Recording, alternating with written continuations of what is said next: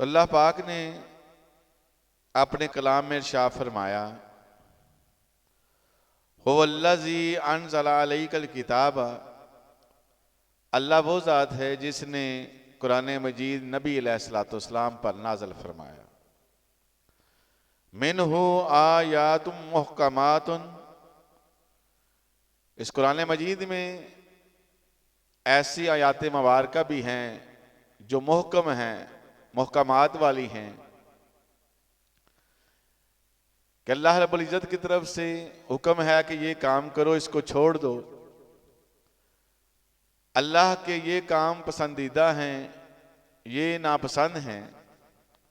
हुन्ना उम्मुल किताब, ये है किताब की असल, किताब की जड़, किताब की माँ। व उखरु मुतशाबिहात, किताब का जो दूसरा हिस्सा है वो मुतशाबिहात पर है। बात पूरी तरह वाज़िया नहीं हुई। फ़अम्मल्लज़ीना फ़ी क़ुलूबिहिम ज़ैग़ुन, अब जिन लोगों के दिलों में टेढ़ापन है, फतूर है, वो क्या करेंगे? फ़यत्तबिऊना मा तशाबह मिन्हु, अब वो मुहकमात की तालीमात को छोड़कर, मुहकमात की जो अल्लाह रब्बुल इज़्ज़त की पसंद है, नापसंद है, इसको छोड़कर वो मुतशाबिहात की पैरवी करेंगे। तकरीरें भी मुतशाबिहात पर, बातें भी मुतशाबिहात पर। ऐसा वो क्यों करते हैं? मिन्हु इब्तिग़ाअल फितना, वो माशरे में फसाद बर्पा करना चाहते हैं, माशरे को तकसीम करना चाहते हैं। वब्तिग़ा तवीलिही, और फिर अपनी अपनी मर्जी की तवीलें करके लोगों को अपने पीछे लगाकर मुसलमानों में तफरीक पैदा कर देते हैं। तो किताब की जो असल मकसद है वो है मुहकमात, कि इंसान अल्लाह की पसंद और नापसंद को मलूज़े खातर रखकर जिंदगी बसर करे और ये देखे कि मेरे रब को कौन बंदे पसंद हैं, कैसे काम करने वाले पसंद हैं, ऐसे काम किए जाएं। जिन कामों को रब ना पसंद करता है उसको छोड़ दिया जाए। तो जिस तरह पिछले गुज़श्ता 2 जुमातुल मुबारक के खुतबात में क़यामत वाले दिन अल्लाह के साए के नीचे जो लोग होंगे, जब सूरज सवा नेज़े पर होगा, जमीन तांबे की तरह गर्म होगी, तो उस दिन सूरज की तपश से बचने के लिए, जमीन की तपश से बचने के लिए अल्लाह रब्बुल इज़्ज़त अपने खास बंदों को अपने अर्श का साया नसीब करेंगे। और वो पिछले गुज़श्ता 2 जुमातुल मुबारक में खुतबों में उन लोगों का जिक्र किया कि जिनको अल्लाह रब्बुल इज़्ज़त अपनी रहमत से क़यामत वाले दिन अपना साया नसीब फरमाएंगे। अब इसके बरअक्स कुछ ऐसे लोग हैं जिन पर अल्लाह की लानत होती है। जिस तरह कुछ काम करने वाले बंदों पर अल्लाह के करीब होते हैं, अल्लाह का कुर्ब मिलता है, अल्लाह उनको पसंद करता है, इसी तरह कुछ लोग ऐसे होते हैं जो उसकी नापसंद को इख्तियार कर लेते हैं और उसकी नापसंद के काम करने पर खुश होते हैं। ऐसे लोगों पर अल्लाह रब्बुल इज़्ज़त जो मरने से पहले तौबा नहीं करते, वो अल्लाह की रहमत से भी महरूम हो जाते। क़यामत वाले दिन अल्लाह की रहमत से महरूम कौन शख्स होगा? काफिर और मुशरिक, ये क़यामत वाले दिन अल्लाह की रहमत से महरूम होगा। अल्लाह कुरान मजीद में इरशाद फरमाते हैं, इन्नल्लज़ीना कफ़रू, बेशक वो लोग जिन्होंने कुफर किया, अल्लाह का कुफर किया, उसके साथ किसी को शरीक ठहराया, व मातू व हम कुफ़ार, और वो कुफर की हालत में ही दुनिया से चले गए, मर गए। उलाइका अलैहिम लानतुल्लाह, ये ऐसे लोग हैं अल्लाह को इतने नापसंद हैं। अल्लाह फरमाते हैं जिसने इस दुनिया में कुफर को इख्तियार किया, कुफर पर ही उसकी मौत हो गई, अल्लाह रब्बुल इज्जत की ऐसे लोगों पर लानत है। और अल्लाह की लानत क्या है कि वो अल्लाह की रहमत से दूर हो जाता है। वल मलाइकाती, फरिश्ते भी वो ऐसे शख्स पर लानत भेजते हैं। वन्नासी अजमाइन, और तमाम लोग नेकोकारों के भी अल्लाह फरमाते हैं उन पर लानत होती है, उनकी तरफ से भी, ऐसे लोगों पर जो काफर हुए, कुफर की हालत में ही मार के। अल्लाह फरमाते हैं खालिदीना फीहा, ऐसे लोग अल्लाह की रहमत से इस कदर दूर होंगे कि क़यामत वाले दिन सूरज की तपश से बचने के लिए साया तो दरकिनार, इनको साया भी नहीं मिलेगा, बल्कि खालिदीना फीहा, ये हमेशा हमेशा के लिए जहन्नम में डाल दिए जाएंगे। इतने अल्लाह को ये नापसंदीदा लोग। ला युखफ़फ़ु अन्हुमुल अज़ाबु, ऐसे लोगों पर अजाब में भी कोई कमी नहीं की जाएगी, कोई तखफीफ नहीं की जाएगी कि इनको कोई थोड़ा आराम मिल जाए। वला हुम युनज़रून, और ना इनको मोहलत दी जाएगी। तो काफिर और मुशरिक अल्लाह रब्बुल इज्जत को इतने नापसंद ये लोग हैं कि अल्लाह रब्बुल इज्जत ऐसे लोगों को अपनी रहमत से दूर कर दे। मुनाफिक शख्स, ये भी ऐसा शख्स है जो अल्लाह रब्बुल इज्जत की रहमत से दूर कर दिया जाता है। काफिर, उसके बाद मुनाफिक।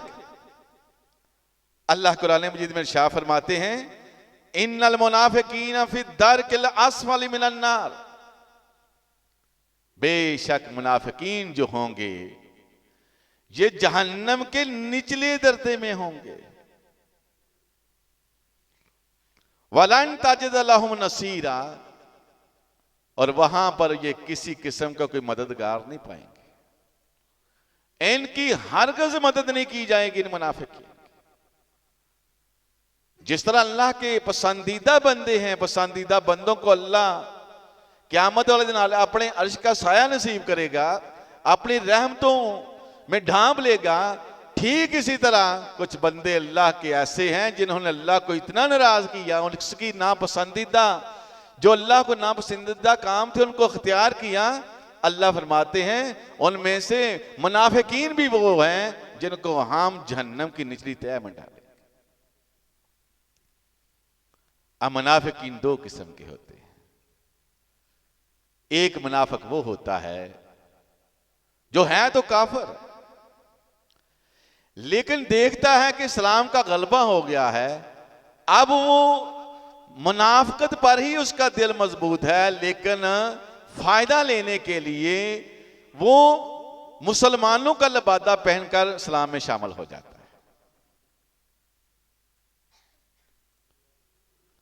अब वो दिल से काफिर है, कलमा पढ़ लिया है, अब वो मुसलमानों से मफाद हासिल कर रहा है, लेकिन दिल जो है उसका वो कुफर पर अड़ा हुआ है। जैसे अबई बिन काब जो थे, अब्दुल्ला बिन अबई जो था, ये मुनाफिक था, लेकिन दायरा इस्लाम में इसलिए हुआ दाखिल ताकि वो मुसलमानों से फायदे भी हासिल करे, अंदर से नुकसान भी पहुंचा रहा था। ये बदतरीन लोग हैं जो लबादा पहनकर इस्लाम को नुकसान पहुंचाने के लिए ये मुसलमान होते हैं, और ये इत्कादी तौर पर मुनाफिक होते हैं। एक मुनाफिक की किस्म ये है। एक मुनाफिक की किस्म ये है कि है मुसलमान, कलमा पढ़ा है, दिल से पढ़ा है, दिल से मुसलमान है, लेकिन अमली तौर पर उसमें ऐसी कबाहतें पैदा हो चुकी हैं कि दुनियादारी इस कदर गालिब हो चुकी है कि वो कबाहतें जो अल्लाह को नापसंद हैं उनको इख्तियार किए हुए हैं। अल्लाह के रसूल सल्लल्लाहु अलैहि वसल्लम ने फरमाया इस मुनाफिक की चार चीजें जिसमें पाई जाएं, ये चार मुनाफिकत की चीजें हैं। पहली किस्म, जब बोलेगा झूठ बोलेगा। झूठ बोलना मुनाफिक की अलामत पाई जाती है। झूठ मुनाफिक शख्स बोलता है। अल्लाह के रसूल सल्लल्लाहु अलैहि वसल्लम ने अपने हर जुम्मे के खुतबे में लोगों को तंबीह फरमाई। हर जुम्मे में, चाहे ईद का खुतबा था, निकाह का खुतबा था, हज का खुतबा था, जुम्मे का खुतबा था, अल्लाह के नबी अलैहिस्सलाम ने हर जुम्मे के आगाज में फरमाया, या अय्युहल्लज़ीना आमनु तकुल्लाह, ऐ ईमान वाले लोगों अल्लाह से डरते हुए कूलू कौलन सदीदा, जब भी बात करो सच्ची बात करो। क्यों? ये मुसलमान की सिफ्त नहीं बल्कि ये मुनाफिक की इलामत है कि जब बोलेगा झूठ बोलेगा। आपने फरमाया, ऐ ईमान वाले लोगों मैं तुम्हें बार बार नसीहत करता हूं कहीं झूठ बोलकर मुनाफिकीन में अपना नाम ना लिखवा ले। बार बार तो अब देखें, एक ही मसला हर जुम्मे बताया जाए ना तो लोग कहते हैं मौलवी के पास तो इल्म ही नहीं, कोई नई से नई बात सुनाए। नबी अलैहिस्सलाम हर जुम्मे में सुना रहे हैं, सच बोलो, झूठ नहीं बोलना, सच बोलो। अब देखिए लोगों पर कितना असर हुआ। फिर लोगों पर इस बात का इतना असर हुआ कि एक सहाबी रसूल अपना ना ऊंट बेचने के लिए गया। उसने अपने गुलाम को कहा कि ऊंट बेचते वक्त तुमने ये बताना है जरूर कि ये ऊंट इसमें ये खामी है।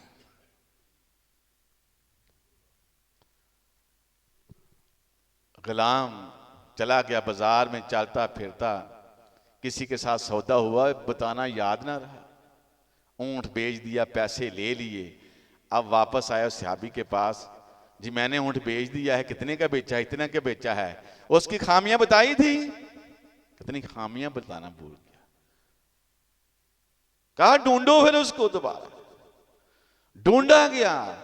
अब उस आदमी को ढूंढ कर बताया गया कि भाई तुमने जो जो कीमत लगाई है ना, तुमने इसकी खूबियां देखकर, मोटा ताजा देखकर तुमने लगाई है, इसमें ये खामियां भी हैं।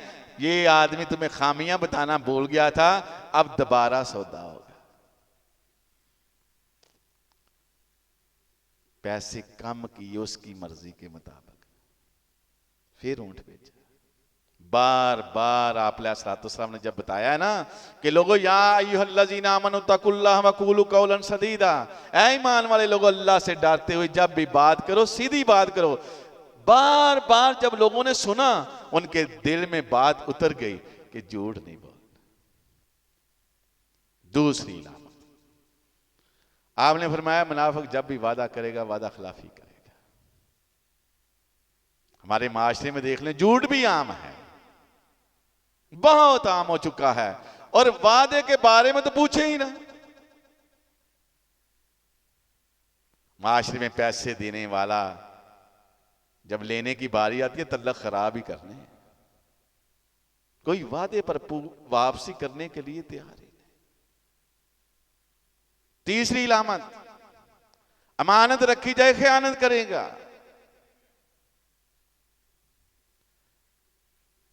अमानत में खयानत, जितने भी सरकारी ओहदेदार हैं, जितने भी इक्तदार में बैठे हुए लोग हैं, जितने भी मसाजिदों के मेंबरान हैं, जितने भी किसी भी इदारे के सरबराहान हैं, इनके पास इमानतें होती हैं लोगों की जो लोगों तक पहुंचानी होती हैं, हक होते हैं लोगों तक जो पहुंचाने होते हैं। अब बताएं, कोई भी इदारा, किसी भी इदारे के लोग जितने इक्तदार पर बैठे हैं, जितने किसी भी मनसब पर बैठे हैं, अगर 100 रुपया होता है ना लोगों पर लगाने के लिए, तो सबको पता है कि नीचे जाते जाते 20 रुपये जाते हैं। वो लोगों का हक खाना अपने ऊपर फर्ज समझते हैं, कहते हैं हमारा हक है। अल्लाह फरमाते हैं मुनाफिकीन जहन्नम के निचले दर्जे में होंगे। और मुनाफिकीन की इलामत तीसरी ये है कि जब भी वो अमानत रखी जाएगा खयानत करेगा। और चौथी ये होगी कि जब भी लड़ाई करेगा गाली गलौज पड़ता रहेगा। आपने फरमाया जिसमें ये 4 लामतें होंगी वो शख्स जो होगा वो खालिस मुनाफिक होगा। अब तकारीर, दरूस, मसले पूछने पहुंचाने तो ये चाहिए कि मौलवी साहब ये मुझ में खामी है, इस खामी का अल्लाह के यहाँ क्या मामला है, अल्लाह इसको पसंद करता है ना पसंद करता है। पूछने तो मसले ये चाहिए कि मेरे रब को पसंद क्या है, ना पसंद क्या है, ताकि जिंदगी उसकी पसंद और नापसंद के मुताबिक गुजारी जाए। हालात ये हैं, ऐसे मसले को पूछने के लिए तैयार है। ये भी वो मुनाफिक ऐसा शख्स है कि क़यामत वाले दिन अल्लाह की रहमत से ये भी कोसों दूर हो। एक शख्स वो जिसने किसी का नाहक कत्ल किया होगा। आज हमारे माशरे में छोटी छोटी बात पर कत्ल लोग कर देते हैं, और फिर कातिल को एक बड़ी इज्जत और एहतराम से भी देखा जाता है माशरे में। खौफ की वजह से बजाय वो शर्मसार हो, बजाय वो अपने आप को गलत समझता हो, माशरे में वो उसको बड़ा समझा जाता है। लोग उससे डरते हैं, चुदराहटे हैं उसकी, उसे इक़्तिदार की कुर्सियों में बिठाया जाता है। वजह क्या है? ऐसे मसले ना कोई पूछता है ना बताता है। अल्लाह अपने कुरान मजीद में शाह फरमाते हैं कि कत्ल करने वाला मेरे यहाँ इतना गजबनाक है, इतना मुझे गुस्सा आता है। व मैं यक़तुल मुमिनन, जिस किसी इंसान ने किसी दूसरे मुसलमान मोमिन को कत्ल कर दिया मुतअम्मिदन, जानबूझकर। ये कत्ल करना इतना बड़ा अल्लाह के यहां गुनाह है कि मैं इस आयत में चीजें आपको गिनवाता हूं, आप हैरान हो जाएंगे कि अगर लोगों तक ये बातें पहुंच जाएं कि कत्ल करना कितना बड़ा अल्लाह के यहां जुर्म है, कत्ल करने की रेशो कम हो जाए। अब जरा जरा सी बात पे जो कत्लो गारत होते हैं, उसकी सबसे बड़ी वजह है कातिल भी कहता है अल्लाह गफूर रहीम है, चाहे जो मर्जी करूं। अल्लाह फरमाते हैं वह मैं यक़तुल मुमिनन मुतअम्मिदन, जिस किसी शख्स ने किसी मोमिन को जानबूझ के कत्ल कर दिया, फजजाउ जहन्नमा, ऐसे शख्स की सिर्फ एक ही जजा है अल्लाह के यहां। वो जजा क्या है? वो जहन्नम में डाल दिया जाएगा, खालिदन फीहा, वो शख्स जहन्नम में हमेशा रहेगा। वग़ज़िब अल्लाहु, अल्लाह का उस पर गज़ब, जहन्नम में भी अल्लाह डालेगा। अल्लाह फरमाते हैं अल्लाह का उस पर गज़ब है बड़ा। वलानहु, ऐसे शख्स पर अल्लाह की लानत भी। तीन चीजें यके बाद दीगरे कातिल के लिए कुरान मजीद में जिस तरह आई हैं, किसी और शख्स के लिए नहीं आई। जिस शख्स ने अल्लाह की मखलूक में से किसी बंदे को जानबूझकर नाहक कत्ल कर दिया, अल्लाह की लानत भी ऐसे शख्स पर है, अल्लाह का गजब भी ऐसे शख्स पर है, और उसका जो ठिकाना है वो भी जहन्नम है। तीन चीजें यके बाद दीगरी आई हैं। और जहन्नम में ऐसे शख्स की पता क्या सजा होगी? जिस हथियार के साथ, जिस औजार के साथ उसने किसी को कत्ल किया होगा, जहन्नम में उसकी यही सजा होगी कि जहन्नम में जो आग का अज़ाब तो होगा, जिस हथियार के साथ उसने कत्ल किया होगा, उसी हथियार के साथ वह अपने आप को कत्ल करेगा। अल्लाह फिर जान डालेगा, फिर कत्ल करेगा। जहन्नम में वो इसी तरह अपने को कत्ल करता ही रहेगा। अल्लाह के रसूल सल्लल्लाहु अलैहि वसल्लम ने फरमाया, कातिल भी ऐसा शख्स है कि अगर उसने फौत होने से पहले पहले अल्लाह के आगे इस्तगफार ना किया, अल्लाह से बख्शिश तलब ना की, ऐसा शख्स भी क़यामत वाले दिन अल्लाह की रहमत से महरूम होगा। जालिम शख्स जो लोगों पर जुल्म करता है, ज्यादती करता है, जोर की वजह से, ताकत की वजह से, इख्तिदार की वजह से, अल्लाह कुरान मजीद में इरशाद फरमाते हैं अल्लाह जालिमों को पसंद नहीं करता। जालिम लोग जो हैं वो अल्लाह को इंतहाई नापसंदीदा हैं। क़यामत वाले दिन जालिम भी अल्लाह की रहमत से नामहरूम होंगे। अल्लाह कुरान मजीद में इरशाद फरमाते हैं अला लानतुल्लाह, खबरदार हो जाओ, अल्लाह की लानत है किस शख्स पर? अला ज़ालिमीन, जालिमों पर। ये जालिम लोग जो जुल्म करते हैं, ज्यादती करते हैं मजलूमों पर, क़यामत वाले दिन ये भी अल्लाह की रहमत से महरूम होंगे। तकब्बर करने वाला, गरूर करने वाला, माशरे में अपने से लोगों को छोटा समझने वाला, हक बात को जुटलाने वाला, अल्लाह की रहमत से यह भी ना महरूम होगा। अल्लाह कुरान मजीद में शाह फरमाते हैं, इन्नहु ला युहिब्बुल मुतकब्बिरीन, लोगों अल्लाह तकब्बर करने वाले को पसंद नहीं करता। तकब्बर गरूर करने वाला सीधा अल्लाह को टक्कर लगाता है, क्योंकि अल्लाह के नबी फरमाते हैं तकब्बर अल्लाह की चादर है, जिसने गरूर और तकब्बर किया उसने सीधा अल्लाह की चादर को हाथ डाल लिया। और जिस शख्स ने अल्लाह की चादर को हाथ डालना, उसका फिर अल्लाह क्या अंजाम करेगा। और क़यामत वाले दिन जब अरबों खरबों का मजमा होगा, यौमत शक्का कुल अर्ज, जब जमीन फटेगी और एक आवाज देने वाला आवाज देगा कि आओ उस मकाम की तरफ जहां अल्लाह बुला रहा है। अब जमीन फटेगी, हजारों लाखों की तादाद से लोग जमीन से, एक ही कब्र से कितने कितने लोग उठेंगे। अब अंदाजा करें कि आदम अलैहिस्सलाम से लेकर क़यामत तक कितनी दुनिया है जो जमीन के अंदर मदफून है। अब जब ये सारी उठेगी, लोग मैदान अरफात की तरफ भागेंगे। मैदान अरफात जमीन ये नहीं होगी, मकाम वो होगा जहां सब ने इकट्ठा होना है, अल्लाह के सामने जवाबदेह होना है।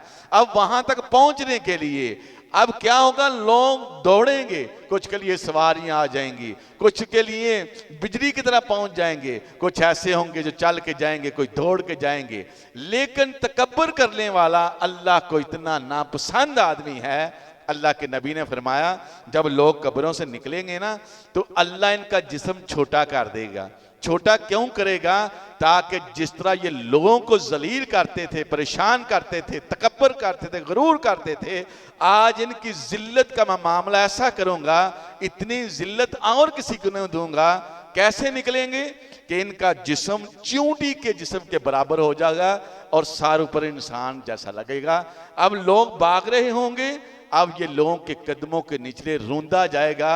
अब अंदाजा करें, जहां कहीं भी मदफून है, मैदान अरफात में पहुंचने के लिए किस कदर दिक्कत और तकलीफ अल्लाह इसको पहुंचाएगा। तो अल्लाह के नबी ने फरमाया, तकब्बर और गुरूर करने वाला भी अल्लाह की रहमत से महरूम होगा, इस पर भी अल्लाह की लानत होगी। सूद खाने वाला, यह भी अल्लाह की रहमत से महरूम होगा। अल्लाह सूद खाने वाले को पसंद नहीं करता।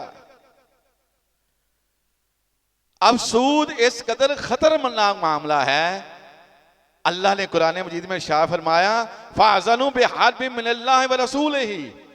जिस शख्स ने सूद खाना नहीं ना छोड़ा, सूद खाता था, तौबा नहीं की, वो ऐसा शख्स है जिसने अल्लाह और उसके रसूल के साथ डायरेक्ट जंग छेड़ ली। वो अल्लाह और उसके रसूल के साथ जंग कर रहा है। और अल्लाह के नबी ने फरमाया, सूद का सबसे, जो सूद के ना कोई 100 दर्जे हैं, 69 या 70 दर्जे हैं इसकी गुनाह की कैटेगरी के। अल्लाह के नबी अलैहिस्सलाम ने फरमाया, सूद का जो सबसे हल्का गुनाह है, सबसे जो कम गुनाह लिखा जाता है, वो पता क्या लिखा जाता है? कि इस शख्स ने अपनी मां के साथ ज़िना किया है। अब देखें ना, माशरे में सूदखोरी क्यों है, ये मसले को बताता है नहीं। लोग पूछते भी नहीं। ये वाबी सुन्नी का मसला, इसके तो डंडोरा फेरते हैं जैसे हम तकवे की आखिर तक पहुंच चुके हैं। मसले ये हैं पूछने वाले कि रब किन को पसंद करता है, किन को ना पसंद करता है, रब की पसंद क्या है, उसकी नापसंद क्या है। उसकी नापसंद ये है कि कोई शख्स जो है वो सूद ना ले, किसी दूसरे मुसलमान पर इस कदर सूद के चढ़ावे ना चढ़ाई जाए कि वो बेचारा दब कर रह जाए। अल्लाह ने फरमाया, सूद लेने वाला क़यामत वाले दिन मेरी रहमत से महरूम होगा। और अल्लाह के नबी अलैहिस्सलाम ने ना,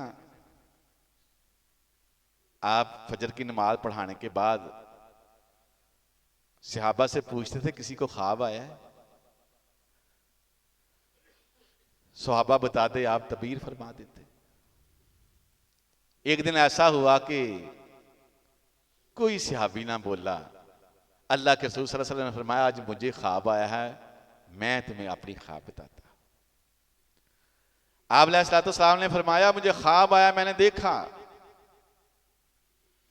कि एक खून की नदी है, उस खून की नदी में एक शख्स को दरमियान में फेंका जाता है। अब वो शख्स डूबता, हाथ पांव मारता हुआ किनारे की तरफ आता है। खून की नदी है, पीप से भरी हुई है। अब जब वो किनारे की तरफ आता है, एक फरिश्ता खड़ा है, पत्थर उसको मारता है। पत्थर लगने की वजह से फिर दरमियान में जा गिरता है। मैंने पूछा जिब्रील ये कौन शख्स है जिसको खून की नदी में, पीप की नदी में इस कदर सजा दी जा रही है? फरमाया अल्लाह के रसूल सल्लल्लाहु अलैहि वसल्लम ये आपकी उम्मत का सूदखोर शख्स है, ये सूद लेता था लोगों से। अल्लाह के रसूल सल्लल्लाहु अलैहि वसल्लम ने फरमाया मैं कुछ लोग ऐसे देखे कि आग के पड़ोले बने हुए हैं, जिस तरह गंदम के पड़ोले हम देखते हैं अपने अपने घरों में रखे हुए हैं गंदम को जखीरा करने के लिए। तो जब पिछले थोड़ा सा 30-40 साल पीछे चले जाएं तो घरों में मिट्टी के पड़ोले हुआ करते थे। वो नीचे से खुले होते थे, ऊपर से बंद, बहुत मोकले होते थे। अल्लाह के नबी अलैहिस्सलाम ने फरमाया मैंने वहां देखा कुछ लोग आग के पड़ोलों में पड़े हुए हैं, नीचे से आग जल रही है और आग के पंबाकों की वजह से लोग उन पड़ोलों के छतों में लगते हैं। ऊपर चूंकि मुंह मोकला है फिर नीचे गिर जाते हैं। अल्लाह के रसूल सल्लल्लाहु अलैहि वसल्लम ने फरमाया जिब्रील ये कौन लोग हैं जिनको आग के पड़ोलों में आग पर तपाया जा रहा है और ये आग में जो है वो फड़क रहे हैं? अल्लाह के नबी अलैहिस्सलाम को बताया गया ये आपकी उम्मत के जानी लोग हैं।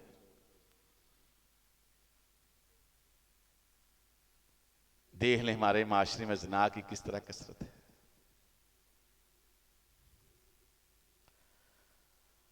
अल्लाह के नबी अलैहिस्सलाम ने फरमाया ज़िना करने वाला, सूद लेने वाला कल क़यामत वाले दिन अल्लाह की रहमत से महरूम होगा, इसे अर्श का साया नहीं नसीब होगा। जब सूरज सवा नेज़े पर होगा तभी जमीन तांबे की तरह गर्म होगी, कोई अल्लाह के साये के अलावा साया नहीं होगा। ये लोग अल्लाह के साये तले नहीं होंगे। वालिदैन का नाफरमान, ये भी क़यामत वाले दिन अल्लाह की रहमत के साये तले नहीं होगा। वालिदैन का नाफरमान अल्लाह को इंतहाई नापसंद है। वालिदैन जिंदगी अल्लाह देता है लेकिन वालिदैन पालते पोसते हैं। जो अपने वालिदैन का फरमाबरदार नहीं उसने रब की फरमाबरदारी क्या करनी है? अल्लाह फरमाते हैं अल्लाह ने फैसला कर लिया है। क्या फैसला किया है? कि अल्लाह के अलावा किसी की बात नहीं की जाएगी। व बिल वालिदैन एहसाना, वालिदैन के साथ एहसान किया जाएगा। क्यों किया जाएगा? इंसान जब ताकत के नशे में होता है, अल्लाह से दूर होता है, तो कोई पूछ ही लेता है कि कौन, कहते हैं आजकल के बच्चे कौन सा एहसान किया है? पालना पोसना वालिदैन की जिम्मेदारी है, कौन सा एहसान किया है? अक्सर बच्चे अपने वालिदैन को ये कहते सुनेंगे। अल्लाह फरमाते हैं जब कभी ये मामला आ जाए ना मेरी कलाम पढ़ लिया करो। हमालतहु उम्मुहु कुरहा, अपनी वालिदा का ताबेदार इसलिए रहना है कि उसने तुम्हें बड़ी मुसीबतों के साथ उठाए रखा, हमल में उसने वो बोझ बर्दाश्त किया है। तुम पेट में जब खाते थे ना तो खाना नहीं खाते थे, उसका खून तुम्हारी खुराक थी। हमालतहु उम्मुहु कुरहा, ऐ बंदे तू कहता है कि मैं वालिदैन का क्यों फरमाबरदार बनूं? अल्लाह फरमाते हैं इसलिए बन, हमालतहु उम्मुहु कुरहा, उसने तुझे बड़ी मुसीबतों के साथ उठाए रखा था। ववज़अतहु कुरहा, फिर जब पैदाइश का वक्त आया ना तो उसने पैदाइश के वक्त बड़ी दर्दें झेली हैं, इसलिए उनका ताबेदार है। तो अल्लाह ने फरमाया मामला यहां तक नहीं खत्म हुआ। वह हमलहू व फसालून सलासून शहरा। ओए हमल और दूध छुड़ाने की मुद्दत को तू अगर देखेगा ना, तो दूध पीता बच्चा भी मां का दूध पीता है, उसका खून ही पी रहा होता है। ये हमल और पैदाइश और दूध छुड़ाने की मुद्दत को अगर तू काउंट करेगा, 30 महीने उसने बड़ी तकलीफें बर्दाश्त की। बात यहां फिर नहीं खत्म की।